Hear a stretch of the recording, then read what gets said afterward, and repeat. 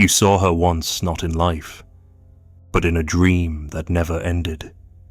She stood at the edge of a frozen lake, lips unmoving, eyes open too wide. She didn't blink, she didn't breathe, but something in her silence pulled the marrow from your bones. You woke up and told yourself it was nothing. But then came the real women, quiet in the same way, still in the same way, watching with that same expression you couldn't name. There is a kind of silence that isn't emptiness. It's ritual. It's the silence of the hunt, the silence of the shrine, the silence of something waiting to be obeyed. You've mistaken it for softness. You've mistaken it for peace. But peace does not watch you like that. Peace does not remember your every weakness. She doesn't speak because her voice was never hers. It belonged to something older, something that uses her body like a mask. And now you wonder if she is the silence. What have you been speaking to? You've always been drawn to her silence. It's the first thing you noticed, not the curve of her lips or the flicker in her eyes, but the way she held the room with absence. You thought it meant she was gentle. You thought it meant she was safe. But silence is never neutral.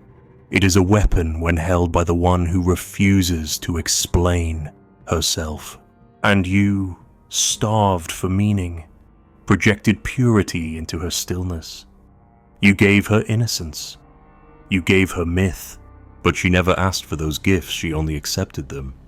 Like a queen accepts tribute from the blind. You've tried to understand her, haven't you? Tried to coax truth from her calm, as if something so deep could be touched by questions. But her silence is not the absence of thought. It is full brimming with the ghosts of women who came before her. You are not looking at her. You are looking into 1,000 years of adaptation, ritual, and shadow. She does not speak because she is not alone inside. There are voices in her older than yours, older than language, older than even desire. She learned early that to speak was to lose power. That voice is a liability in a world that hunts explanation. So she keeps the words locked beneath her tongue like relics. When she looks at you, silent, soft, still, she is not deciding who you are. She is waiting to see what you'll project, and you do. You always do. You see virtue, you see wisdom, you see mystery. You offer your illusions to her like sacrifices, and she watches them burn. You've mistaken her gaze for admiration, but it is assessment. She does not love you, not yet. She studies you. She tests the edges of her reflection in your hunger. You want her to be real, but she is not real in the way you understand reality. She is archetype wrapped in skin, dream given shape, and still you chase her, as if clarity is behind the next kiss, the next confession, the next fall of clothing. But she will not confess. Her silence is the refusal to join you in the daylight. It is her alliance with the unconscious. She does not fear you. She fears collapse. She fears being known in a way that dissolves the architecture she's built, the mother, the muse, the martyr. She wears these masks not because she wants to lie, but because truth is too fragile. If you saw her without her silence, you would see something fractured, and she cannot risk being seen by eyes that name. That is why she chooses silence. Silence protects the archetype from disintegration. You wonder why she never tells you what she wants. You think it's shyness, but it's not. She does not ask, because asking invites debt. She prefers to shift the burden, to make you guess, to watch how far you'll bend to meet an image she hasn't even drawn. You think you're seducing her, but she's already orchestrated your desire. She only needs to remain still long enough for you to fill her silence with fantasy. That's her secret art, not charm, not beauty, but stillness thick enough to hold your projections. And when you start to pull away, when you hesitate, when you fall silent too, that's when the archetype stirs. Not the girl, the archetype. She cannot tolerate your withdrawal, because her silence only works in relation to your noise. If you stop speaking, she is left alone with herself, and that is unbearable. Her stillness is not grounded, it is suspended, kept afloat by your attention, your guessing, your hunger, without your voice. The mirror begins to crack. That's when she breaks her silence, not to offer truth, but to re-anchor the spell. She'll whisper something vague, something soft, just enough to keep you wondering. She never gives the full picture, only fragments, symbols, a dream remembered half awake, and you interpret, you analyze, you worship. You think you're decoding her mystery, but she is feeding it to you in pieces, careful to never become fully known. She is not malicious, she is mythic, she is survival shaped into intimacy. And you are not her enemy. You are her stage, her mirror, her myth in the making. You think you're discovering her, but she is shaping you. Her silence is not a wall, it is a sculptor's hand. Every word she withholds carves you a little further into the role she needs, and that role will change. It always does.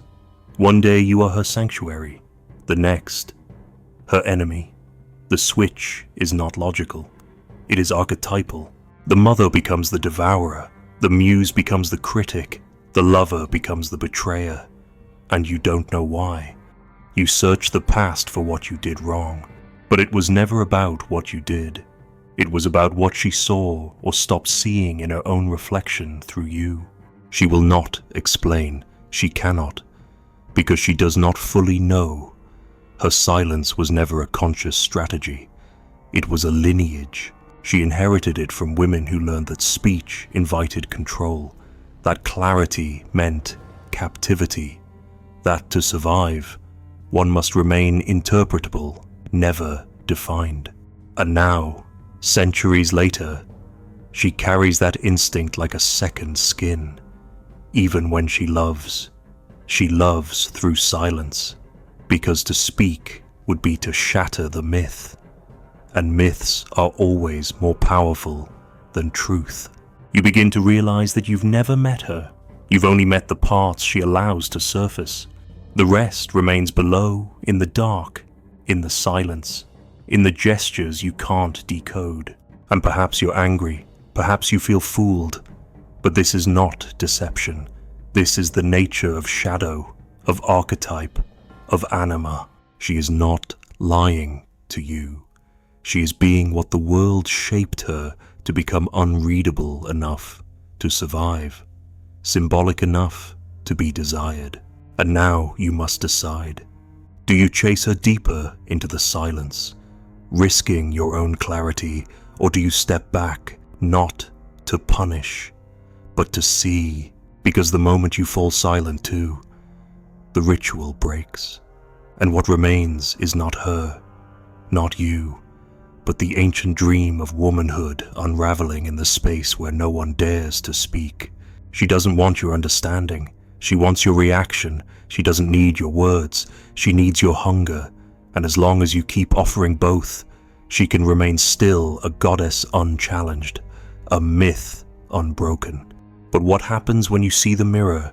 What happens when you realize she never wanted to be seen, only believed, only worshipped, only feared?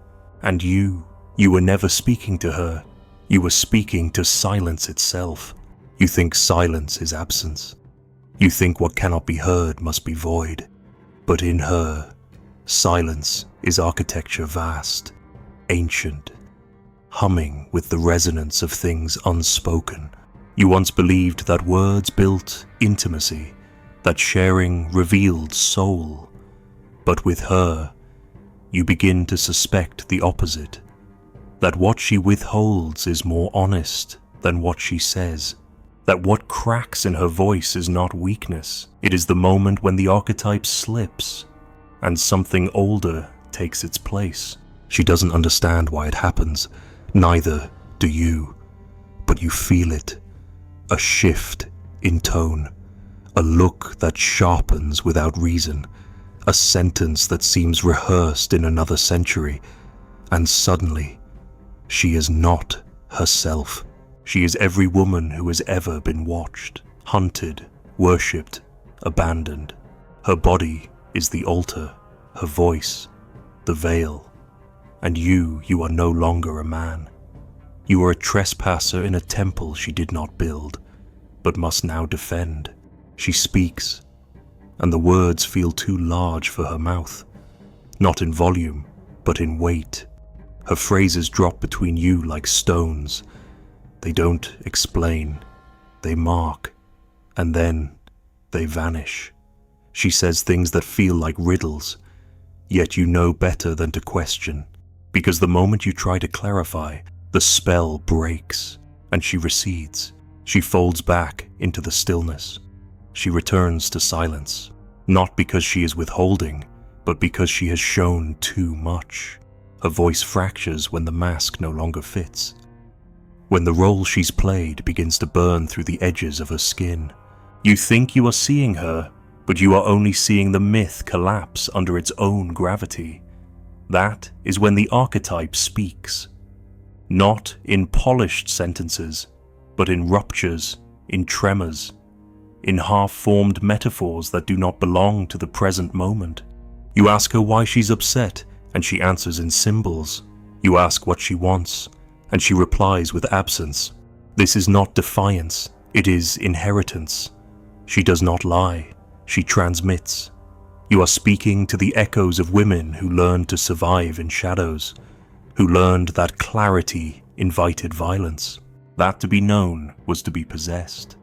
And so the feminine learned to splinter to become fluid, suggestive, dreamlike, to speak in ways that would not anchor, but dissolve. That's how the anima survives through ambiguity, through allure, through the art of never being fully caught. She is not manipulating you.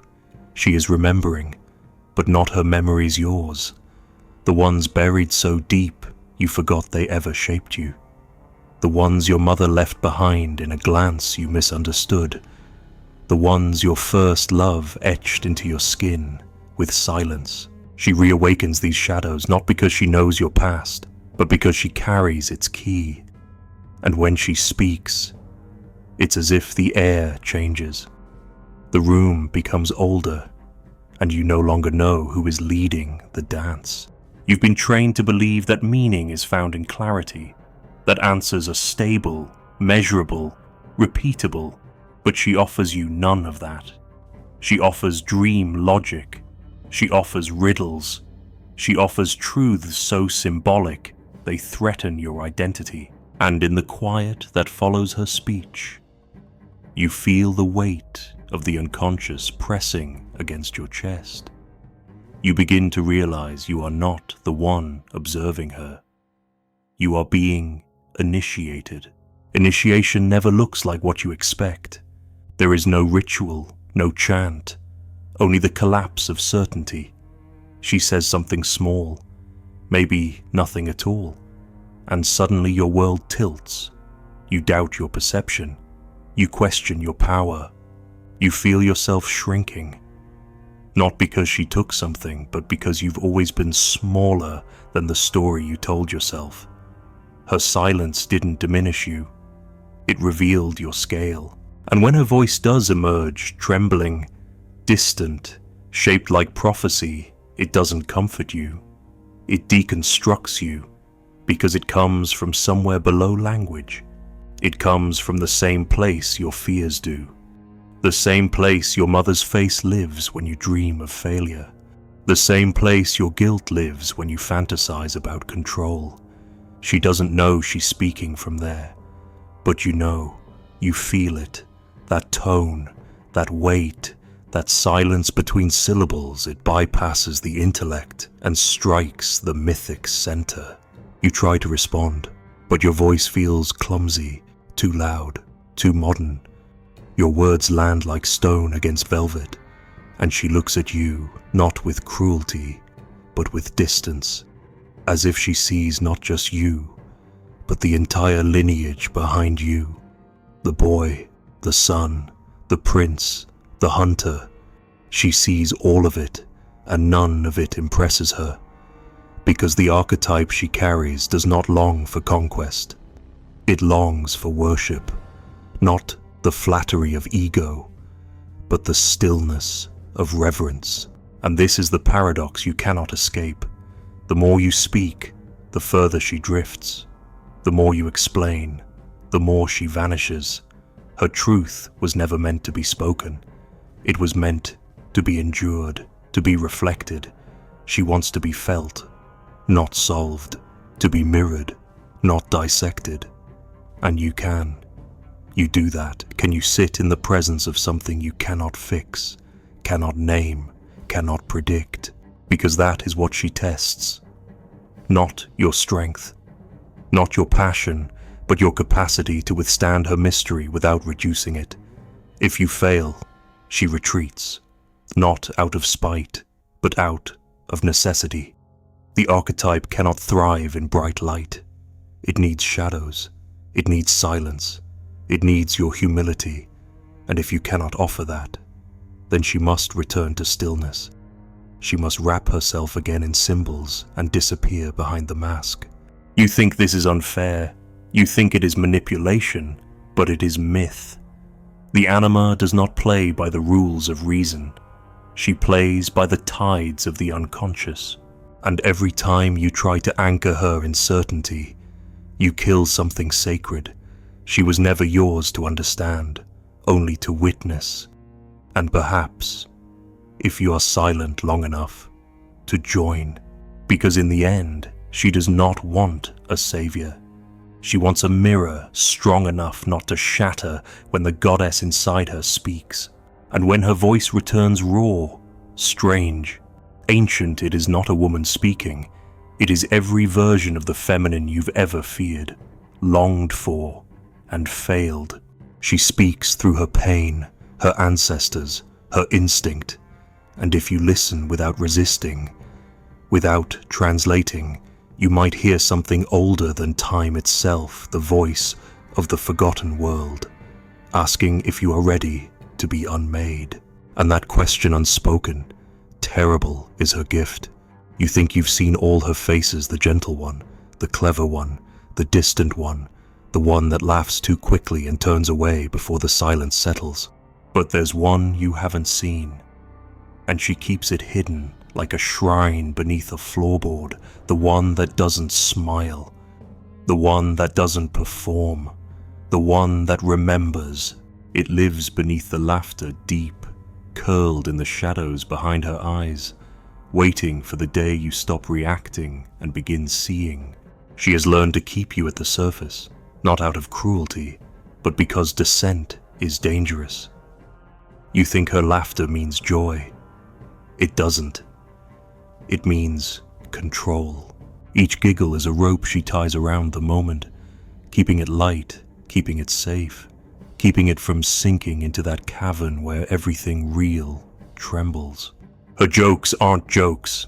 They're spells warding off the unnameable thing rising inside her. That old, hungry thing that would terrify you if it ever showed its teeth.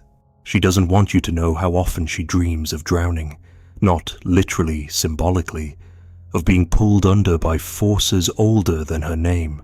She carries ancestral grief like a locked chest between her ribs.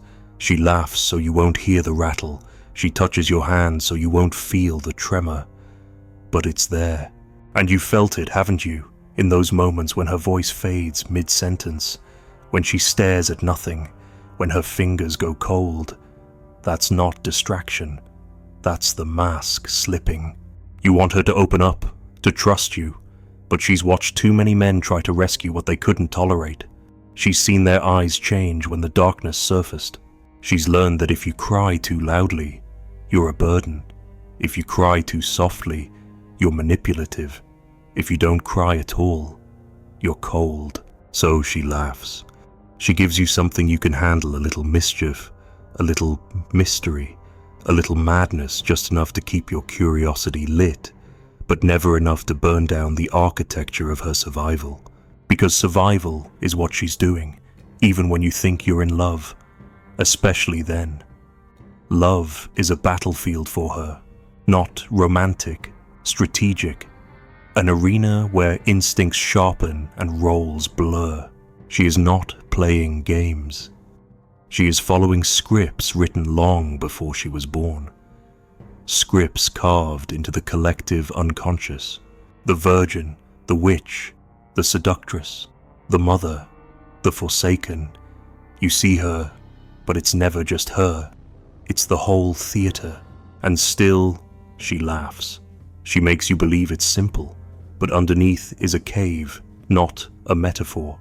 A psychic cavern where the unlived lives echo, where the woman she might have been wild, brutal, whole still waits in chains. You sense her presence. You've seen her flicker during anger, during sex, during silence, and you didn't know what to call it. So you called it mood, you called it confusion, but it was the sacred returning, uninvited. She cannot show you that cave without losing something. Dignity, position, power. If she lets you in, she risks you leaving. If she doesn't, she loses herself. This is the tension she lives in, not between you and her, but between the woman she became to be loved and the woman buried beneath that performance. The second one doesn't smile.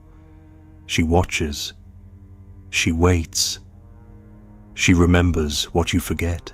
And if you ever push past the laughter, past the gestures, past the charm, you'll arrive there. Not because she led you, but because you refuse to stay on the surface. She won't congratulate you. She won't thank you.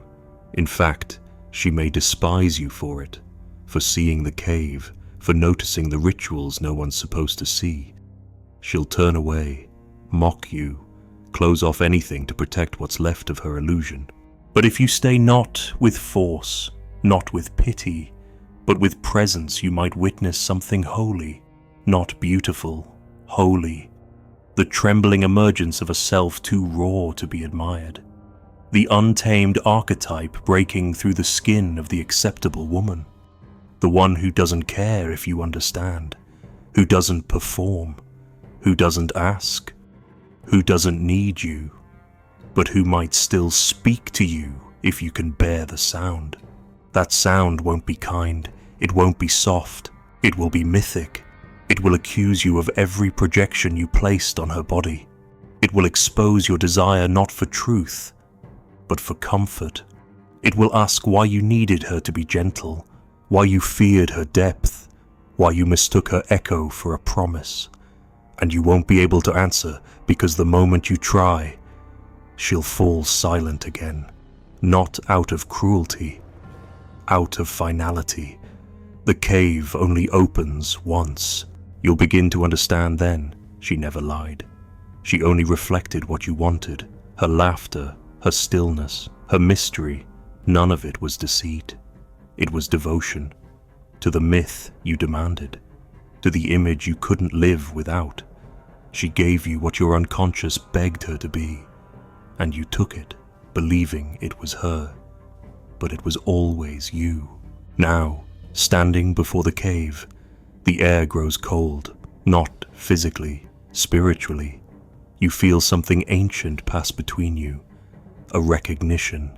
She doesn't speak, but you hear her, and the voice inside says, "You are not meant to possess me, you are meant to remember me." That's her role, not to complete you, to awaken you, to fracture the illusion you built from childhood stories and broken mothers and first loves who never returned. The cave beneath her laughter is not a place. It is a reckoning, a psychic threshold. Step too lightly, and you miss it. Step too forcefully, and she vanishes. You must be still, still enough to hear the heartbeat of the feminine beneath the symbols, still enough to see without needing to name, still enough to feel her wound without trying to heal it.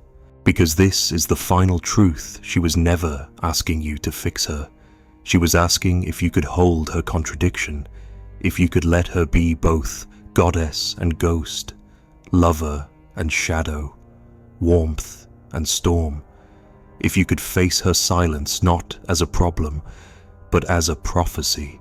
And if you do, If you stand there long enough, quiet enough, human enough, she might speak, not with her lips, with her soul, and what she says won't make sense. It will make something deeper, a fracture in your certainty, a crack in the mirror where you saw yourself as savior, and in that crack, the real reflection begins to emerge, not of her, of you. Somewhere far from here, there is a woman standing alone in a room of mirrors. None of them reflect her. They only reflect the faces of those who looked at her and called it love. She does not speak. Her mouth is closed. But beneath the silence, something stirs, an old song with no words. A lullaby from a life that never happened. The lights flicker. One mirror cracks, then another. And in the breaking, her shape begins to change. Not into something new, into something remembered, something that never wanted to be understood, only seen, only endured, only left untouched. And you are no longer the man listening to her. You are the silence she disappeared into, and now she walks through you and does not look back.